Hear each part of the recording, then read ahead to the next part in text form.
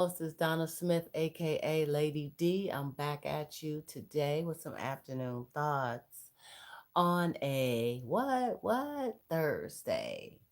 As you guys can hear, my voice is getting so much better. Um, Throat is feeling better. I took some Dayquil. That's been happening, helping a lot. I'm feeling better. Thank you, Lord. But something hit me like a brick. But how are you guys? How's today? How's the weather out? How's your mindset? How's everything? Today, I want to start off our conversation about sidelining. And what I want to say in regards to sidelining is I want to kind of let you know what I mean by that. Being on the sidelines, being on the sidelines with someone. You know what I'm saying? You're not the main frontline player, but you the sideline player, meaning you're the other man or you the other woman. And trust me, a lot of people will say, or some people would say, usually it's the woman who ends up being on the sideline, the other woman, most times. But men are also being sidelined as well. People are involved in situations that they don't want to be in, and they end up having a sideline man or woman to help them um, woosah and take them away from the reality of what they're dealing with. Now, you have it happen like that, or sometimes you have it where some don't even know they're sideliners. They don't have a clue. They think that it's all about them, that they are it and all. That's not always the case. So how do you deal with that when you end up, when you end up finding out that you are being sidelined? You find out that you are now the other woman or the other man, that they have someone else that they're seeing that has that number one spot. Now, all along, you thought that you had that number one spot. They made you think that. They often made you feel that. But usually something is lagging or missing when you are a sideliner. You're not getting the whole a la mode in the way that someone who um, is the queen bee or king bee is getting it. Usually you're getting the short end of the stick some type of way. Either the clap has declined, or spending quality time has declined, respect has changed, your being priority as far as your needs is just not being put in the forefront. It's usually other things coming before you. There's usually signs. But say, for instance, you have someone that's really smooth and cool, that know how to play the game well, and they got you thinking that you the main one, and you find out you're sidelining. How do you deal with that? And by then, all emotions, all this is all up in it. And it's just, it's a terrible thing. It's a terrible feeling. It's hard to adapt to the fact that, man, I'm really not the one. Somebody else is. And a lot of times, people are so emotionally tied up in the situation that they end up staying in it anyway, because the other person is either lying, oh no, that's not really happening, no, you just, no, you think that, but that's not what, unless you catch them red-handed. And even if you catch them red handed, you have some who will still lie. Hmm. Some who will still lie after being caught red handed. You can catch them in the moment of doing whatever and they're swear up and down they was doped and drugged and made to do that. They didn't even know what was going on. That wasn't me. I don't know that was me, but no, it wasn't me. Because they did something. They put something in my drink. They did something, made me do XYZ. And no, that wasn't me. They will lie their way out of a situation even once they're caught. And why do some sit up and accept, say, like they know from the gate, they know in the beginning that they are sidelined. And the person is giving them all kinds of excuses in the book. Oh, I got to stay in this situation because XYZ. I can't leave right now because XYZ. Um, I'm going to just ride this till the wheels fall out, but you the one. We ain't even in the same bed, we ain't in the same room, we just exist in the same house because that's what we have to do. But you the one. And as soon as I'm free from this, you the one. And do they ever become free from that? Really? Most times not. And if they do, it's usually because the other person don't want them anymore, booted them out, and now they over there at you thinking you want them like that. And a lot of times you don't even want them once they got booted out and they ain't with that person no more. Especially if you was the sideliner. Then in the back of your mind, you thinking, man, they only came my way because now they don't have that situation no more. They didn't kick them to the curb, so now I'm second choice. Really? Second choice.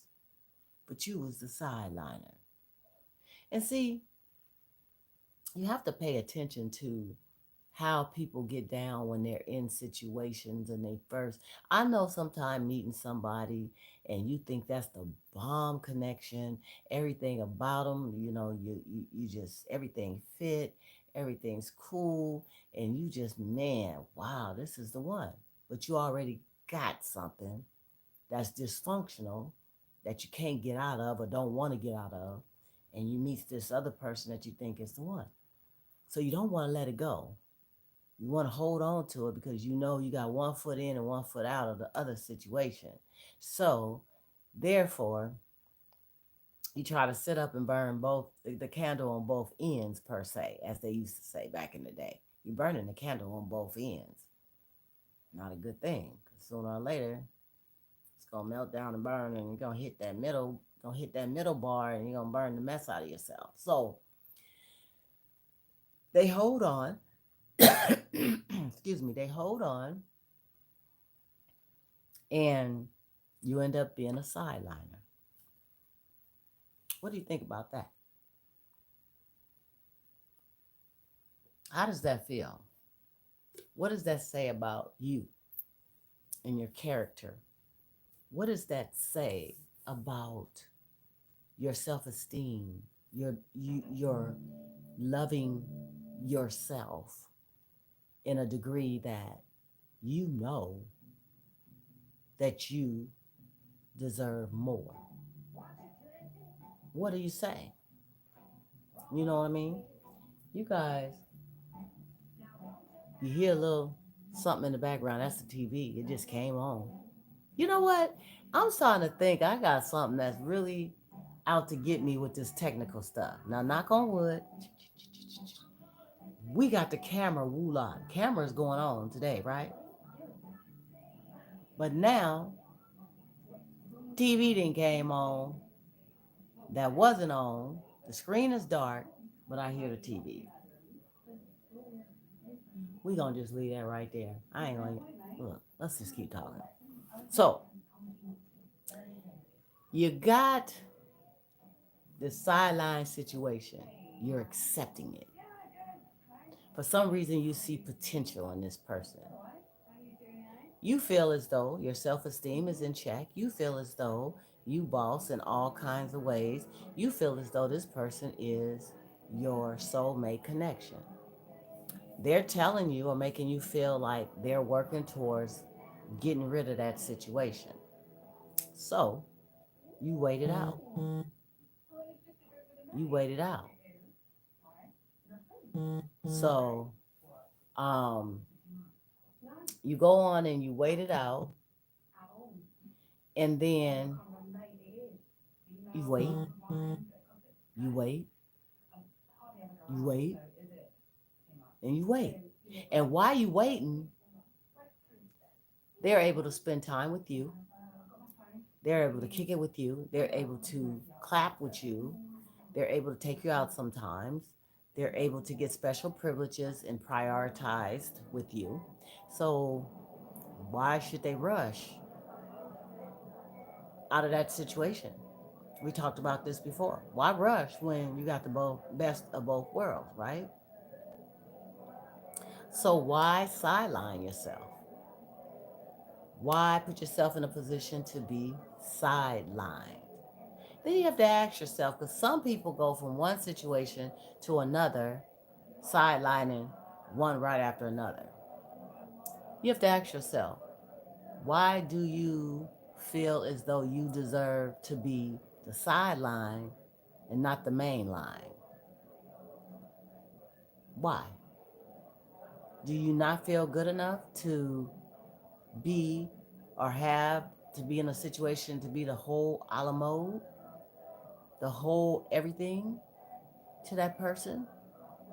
Or are they not looking at you or care enough about you to put you in that situation? Wait a minute, y'all, don't go nowhere.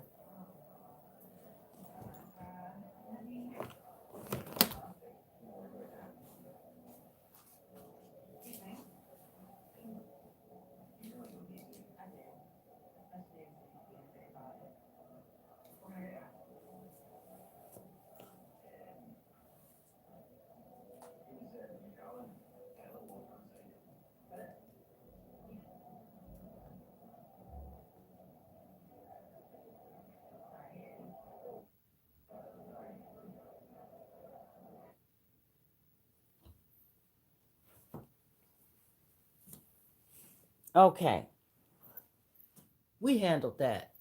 Sorry about that. But I can't talk to y'all and TV was doing the thing. So I think we straight now. We're going to keep on doing this.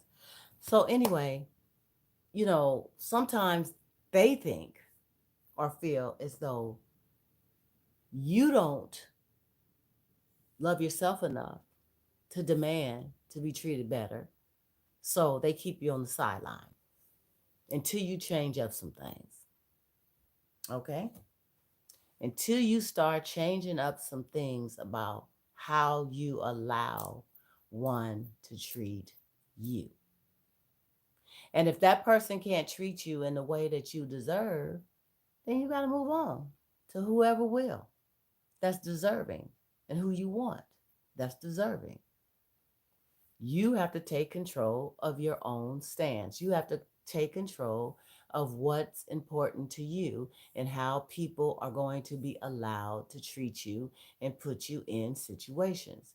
I don't care what the excuse in the world is. You don't deserve to be sidelined.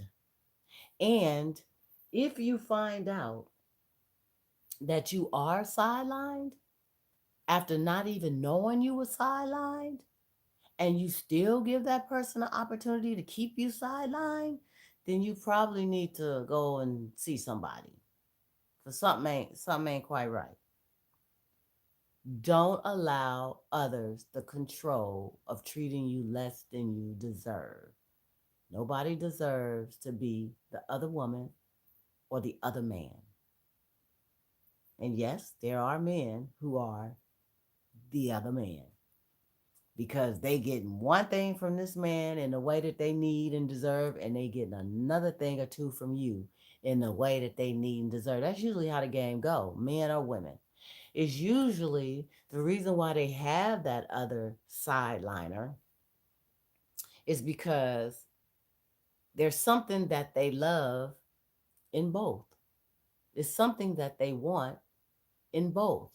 But that one is not giving them everything that they need that they getting in both. So selfishly, they'll go on and they'll get caught up with something else that will give them that. They know the other person is not going to do that or can't do that or won't do that. So they getting it from over here and then they getting all this other comfortability over here. And the one that's making them feel more comfortable that they have more um, history and comfortability with in a lot of ways is the main one that they end up taking root and planting themselves. Either they're living together or they're still married to them and will not leave. Will not leave. So they find a sideliner.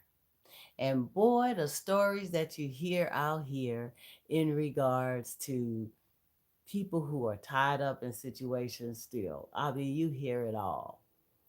I'm waiting on that person to pass away. They have a terminal illness. There's a big insurance policy. Um, Waiting on the kids to grow up. They don't need to. I come from a single parent home, and I don't want my kids to come from a single parent home. And I'm gonna be there with them until they're 18. And then before you know it, they 25, and then they 30, and they still there. Okay. So you have all these different excuses.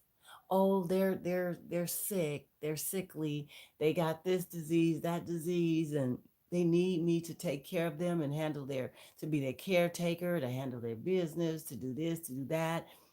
And I'm just not going to leave them in that way. Even though we don't work out, we're not working out, we have grown apart, but I still love them. We have children, we have history, and I'm just not going to leave them like that. Once they get their situation together, then I'll be gone.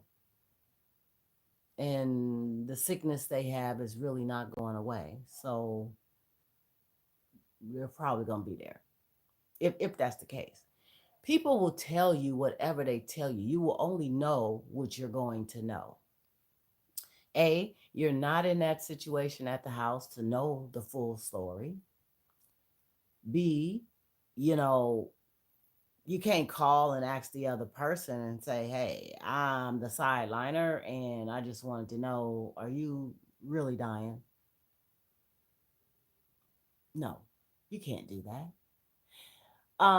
So you are only knowing what you know. And a lot of times, your sympathetic side, the empathy side plays into the par, and then you just enjoy the time that you have with that person. And you continue to be the sideliner. But I'm telling you, it's time to get it together, grown folks, and stop sidelining. Stop. You deserve better. And those who are putting people in sideline situations and not being truthful and honest about it, you're going to get yours. Because somebody going to sideline you. Somebody going to end up sidelining you or worse. It comes back on you. You're going to be so in love with somebody and pretty much, man, it comes back. So do right. Do right by people. It's not that complicated. It's not hard. No, you can't have your cake and eat it too. And if you do, it's gonna be short lived because sooner or later it ain't gonna be no good no more. Something gonna happen, something gonna crash. Okay? So you have to be upfront with people. Stop sidelining. Main topic of this video today, sideliners no more. Don't go there. If you are in a situation where you think you are being sidelined, a lot of times it's a reason why you feel that way. You're feeling that way for it's not that you're insecure and you're tripping or whatever. They're giving you cues and reasons to feel that way. I would say be patient, keep your eyes and your ears open, dig deeper, or if your trust is being jolted to the fact that you're feeling this gut thing, then perhaps you need to fall back. Fall back until you can get some type of clarity about why you're feeling this way and what's going on. It's usually a reason. It's usually a reason that you feel the way you feel about someone, unless you just have some very deep seated insecurities about you.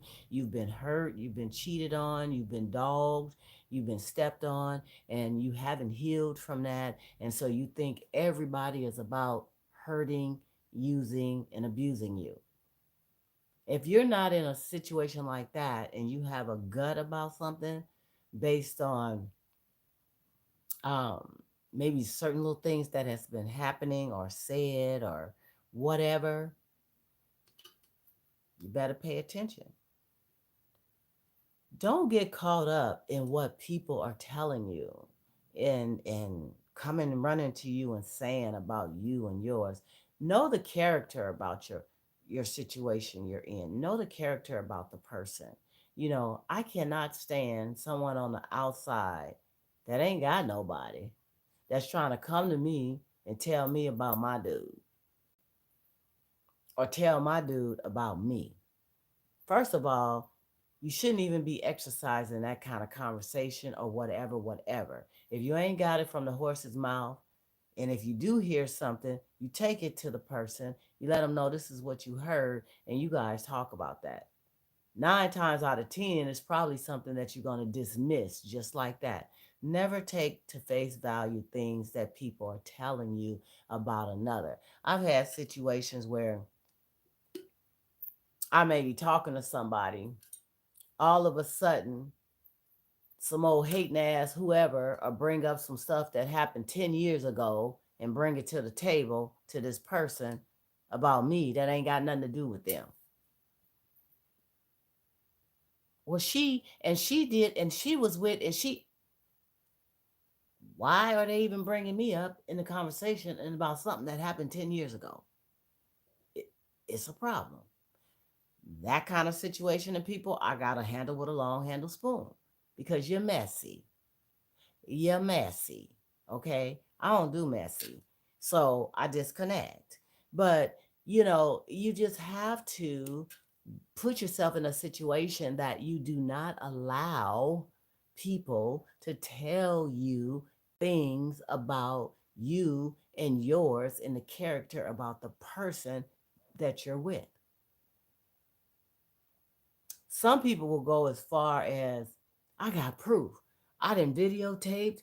I was at the such and such and I saw them hugging such and such and I saw them out at they got stuff they done videotaped on their phone, and come to find out the person was out with a long lost cousin that came from wherever, and they were out having dinner, and because they was out having dinner with the opposite sex, they having an affair on you. This is what this person brought back to you. Well, see, they was out with, I saw them at such a, well, who was that? Well, I don't know, but they was sitting kind of close, and they, girl, bye, boy, bye. Don't bring that madness. Know the character of the person that you're dealing with. If you haven't seen and identified something from your own eyes and seen it through your own lens, don't go by what people say. I can't stand that. I can't stand people who try to slander um, the they try to slander the character about a person. They try to make you look bad. They try to make you look a certain way to someone that they probably want who you with, so they trying to raise funk between you and such and such a, so they can have them. Next thing you know, you done heard about, you done, somebody done seen them out. Oh, I saw Ray J out with uh Slice of Dicer, whatever her name is. Slice of Dicey, Ray J, out, and they were, seem like they're an item now. Ooh, ooh, ooh, ooh, ooh. I told you what I was telling you was right. It was right. You should have listened to me. Ha ha ha ha ha. You know what I'm saying? Guys, don't get caught up in that. Don't get caught up in being sideliners. You're bigger than that. You're bigger than that. Those of you who are putting people in sideline situations, stop doing that. Handle your situation that you got one way or another. Work it out or break out. That's it. Ain't no in between. Ain't no balancing it. Ain't no trying to see. Work it out or break out. Period. You don't need to be staying in a situation that you say is all bad for you. I hear this over and over and over and over again. People are inboxing me, emailing me. Well, Lady D, I don't know what to do. I love them, and I kind of think they doing this and that, and um, but I don't know. But I think they seeing somebody else, and I just, first of all, if you even thinking that and going there and trying to question that, it's a reason. It's a reason, and you just may be sidelined. So, these are the things we have to definitely we have to be careful about. We have to make sure that, the number one thing that I always try to bring forth and talk about is definitely loving yourself. You have to love you, grown folks. You have to love the person that you are. God created all of us individually, uniquely different. We may have some similarities, but we are different. And you have got to love who you are. Stop allowing other people to control what's happening in your life, what's happening with, I understand some don't, nobody wants to be alone. I understand that. But some will sit up and take anything, any kind of way, just to have somebody in their lives, a physical somebody in their lives. And that person could be disconnected from them emotionally, terribly so, spiritually, terribly so. Everything is disconnected other than having that physical presence right next to you. Right next to you. Is it really worth it? You can get about 10 pillows on your bed and put that all around you and make you feel like somebody's laying next to you. Trust me, I've done it. It works, especially on a cold night. So, but I understand we all want that special someone, but don't compromise yourself in the process. Don't sit up and allow yourself to be sidelined. Don't sit up and allow yourself to be treated less than you deserve, because you deserve to be treated with the utmost level of respect and love. And then there's those situations. I just had a thought where someone loses out on you. They lose out on that goodness of you. They messed up, you left them, whatever the situation, right? They lose out. So whoever you get with or whatever you doing, they trying to slander you in every regard that they can. Excuse me. They trying to slander you. Everything about your character, everything about what you're doing, every ritual way they can. They trying to slice and dice you up because why? They messed up. They can't have you. So now they trying to make life difficult for you. Some people, I've had someone ask me, can you be friends with someone that you used to be lovers with after the fact? And that's a very interesting question because you can look at that on different sides of the coin in different ways and different scopes. Some people say friendship first before relationship. Then you build upon that relationship from the friendship. But if that relationship crashes, and it depends on why, Should you still even have a friendship? Emotions went from one level to another. Emotions. So now things have crashed. The friendship could not be maintained when you were together. So, how and why can it be maintained after the fact? Now, some can be acquaintances. They can care about that person. I mean, because they still got a spot. Somebody that you've let in, you married, or you've been a part of for some years. You may have kids or whatever. Regardless of how extreme the breakup was, there's a spot deep down inside that they had, right? That don't just fade away. You may tuck it deeper, deeper, deeper, deeper, deeper, deeper, deeper, deeper, deeper, deeper, deeper, deeper, deeper, deeper down, but they had that spot. However, once you are no longer involved on a serious level with that person, should you really maintain that friendship?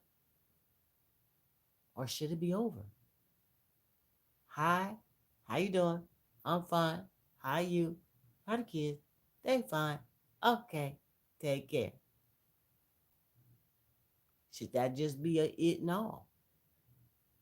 Because what happens too, and some people have said this. I've heard the phrase, we are better friends now that we're not in a relationship than we were then. What exactly does that mean? And why is that happening? Is it because they never had a friendship then? And maybe they established one after the fact? Or maybe they're both just feeling as though there's not these concrete connections, so I can be free to really connect with that person without feeling like I'm forced to do it. It could be all kinds of reasons. But is that really the case? You know, Emotions set in. You try to be friends after the fact. Then you end up, being in a situation where it's like, for some reason, you dig up old stuff come up and you start remembering, that's why I'm not with them no more. Because they worked my last nerve with how the communication was whack, the way they thought, the way they did things. They good people, but yeah, we had issues, or they were kind of hot-headed, hot-tempered, still is. Yep, that's why. That's why I ain't. You know what I'm saying? And something, even though people grow and they develop and they mature, there's still some qualities about people who are everlasting. They're going to be who they are. And I feel as though, if you the type that have staying power and longevity in your relationships and it ends up ending because you did everything you could to stay and to make it work and it didn't work for a reason or reasons. So it was time to move on. So why try to keep a friendship? You may try to, you're going to be cordial. You're going to be, like I said, casual. But to be a friend is a big, serious um, connection with someone. Friendship. That means you got to trust that person. That means there's loyalty, there's commitment, there's all these things in a friendship that you were supposed to have and more in your relationship, and it didn't work. So how is it after the fact? Help me if I'm going on off course, you guys. But how is it after the fact? Um, you're able to establish, create, keep a friendship after y'all both then drove each other crazy and had to break up and can't be together no more. Hmm. What you think? What y'all think? Can you have a friendship after the breakup? I mean, on a personal tip, I have acquaintances with exes that, I mean, we are, I'll say friends per se, where, you know, they check on me, they call and see how I'm doing. They do still care about me. They know they messed up. Yeah, they messed up, but I've moved on. They care about me. They check on me and the family, stuff like that. But that's it. That's all. You know, I can't exercise hanging out with you like that, or kicking it with you like that, or sleeping with you and all of this. We should have stayed together, you know? And then to do that, and you start rekindling and bringing up old emotions and feelings because you've already been there. And sometimes people break up and they have unresolved issues. They just get to the point where I can't do this no more. This ain't working. I didn't try it. I see you. Bye. And all that stuff is just still hanging in the the midst of the air that wasn't corrected and dealt with. So you want to go back into something after so many years, deal with that first, rebuild, and see what it do, when you can take all that energy and put towards something totally new. Take what you learned and grew and how you grew from that last experience, build upon something really better in your next experience, and move on. Move on. You know, it's not always that easy at first, but it gets easier. We all have had moments in a breakup where we thought we were going to lose our everlasting mind. We thought that life couldn't even go on right without that person. We thought that we could never love and care for somebody again. But guess what? You can. You can. But you have to focus on you first. You have to heal you first.